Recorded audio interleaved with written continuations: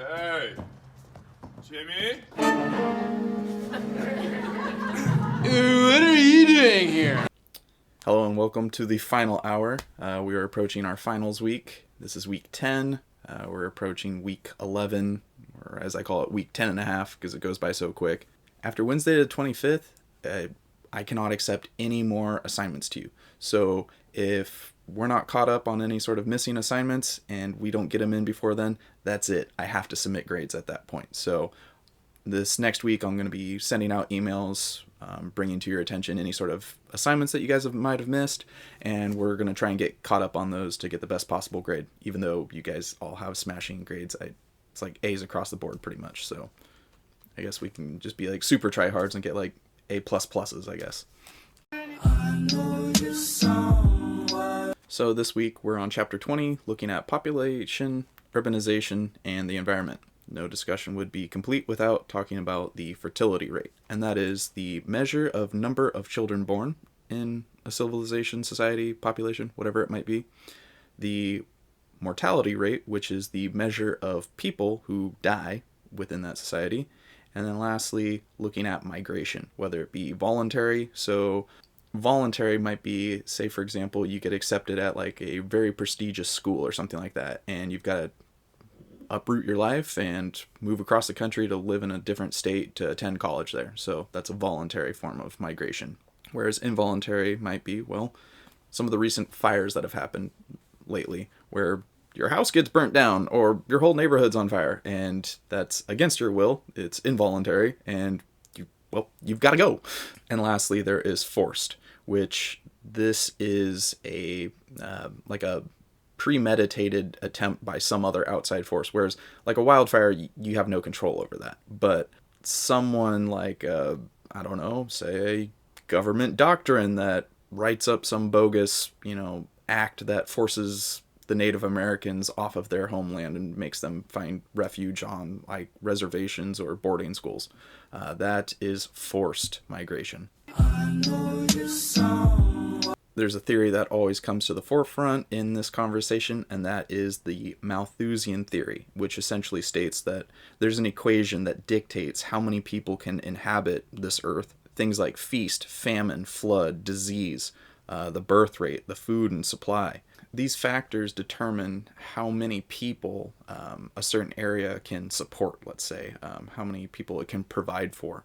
However, one must ask, have we surpassed these expectations? Between technology, we can create absorbent amounts of food now, skyscrapers, incredible amounts of housing, technology, people are living longer than before. So to what point have we defied this equation that's, withstood this test of time?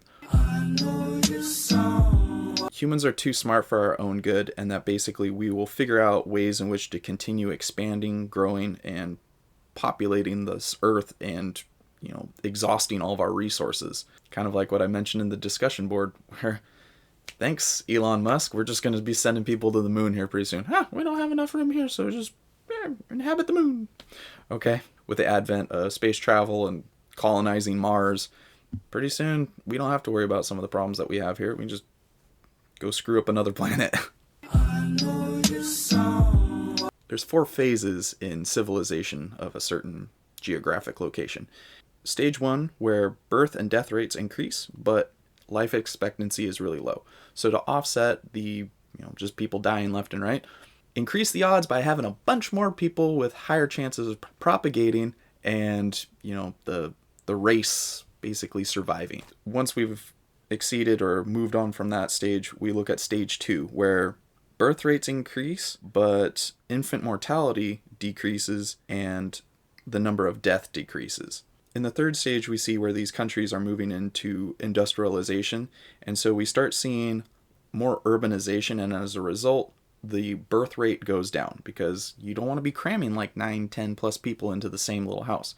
So as a result, family sizes start to diminish from on average of 5 to 6 down to 2 and 3, just because there's not enough space. And the advent of modern technology, the life expectancy also increases with it. And lastly, in our fourth stage, the birth and death rate also go down while life expectancy increases, but the population might even decrease. So like as I was mentioning with like European countries, where basically they've reached the pinnacle of technology, industrialization, family sizes have decreased.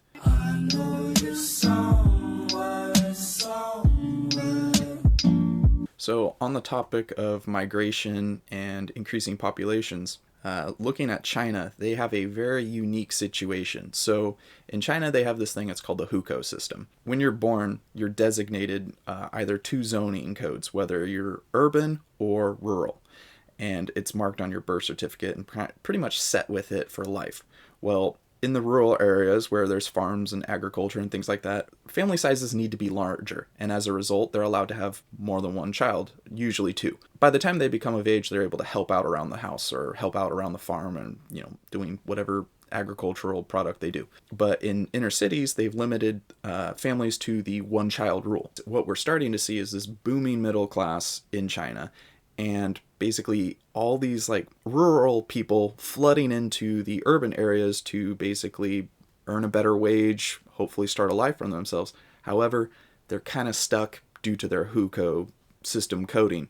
And as a result, a lot of these rural farmland people are unable to enjoy the benefits that urban dwellers do, and that is they're denied basic education, conventional employment, so they've got to do under the table stuff, undocumented sort of things. They can't get caught being in the urban areas with a rural code, as well as medical care, retirement, etc. And in fact, if they're caught, they're actually fined. So if they look at their ID and find that, oh, you're supposed to be on the farmland, and what are you doing building this skyscraper? They actually get a fine. So not only do they not get any of the same benefits that urban people do, they also get in trouble if they do. But it's the difference between making pennies and maybe, a few dollars an hour, which is, an incredible difference to them. As a result, what you see is this, it's called a floating population. So overnight, we're talking 250 million people where they'll come in 8 o'clock at night, work all the way through the night on a night shift, and before 8 o'clock in the morning, they jump on a bullet train and head back out to the countryside because they don't want to get caught.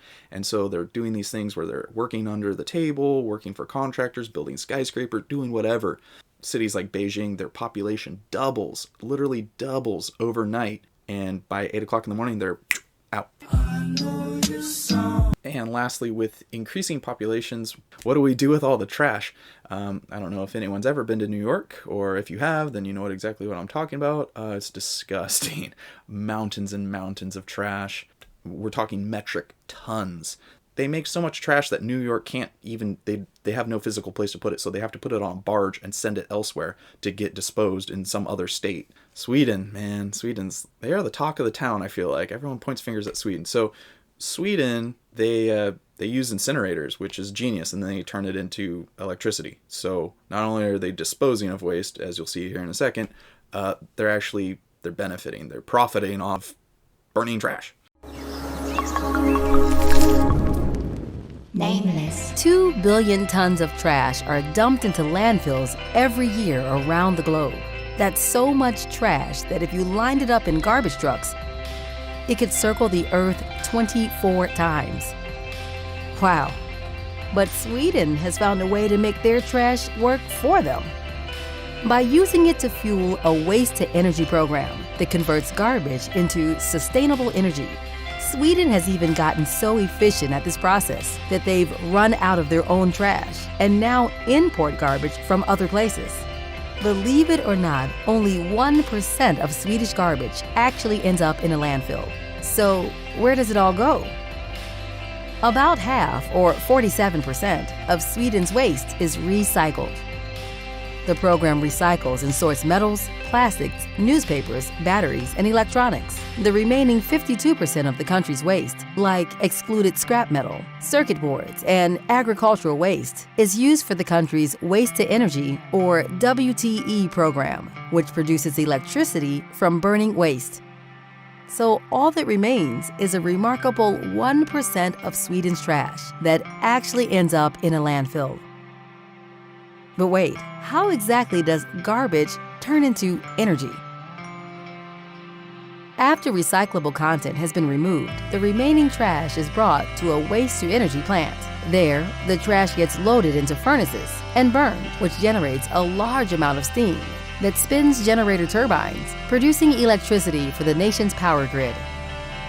All leftover metals are separated and recycled, while any other remaining materials that do not burn, like porcelain and tile, are collected and repurposed into gravel for road construction.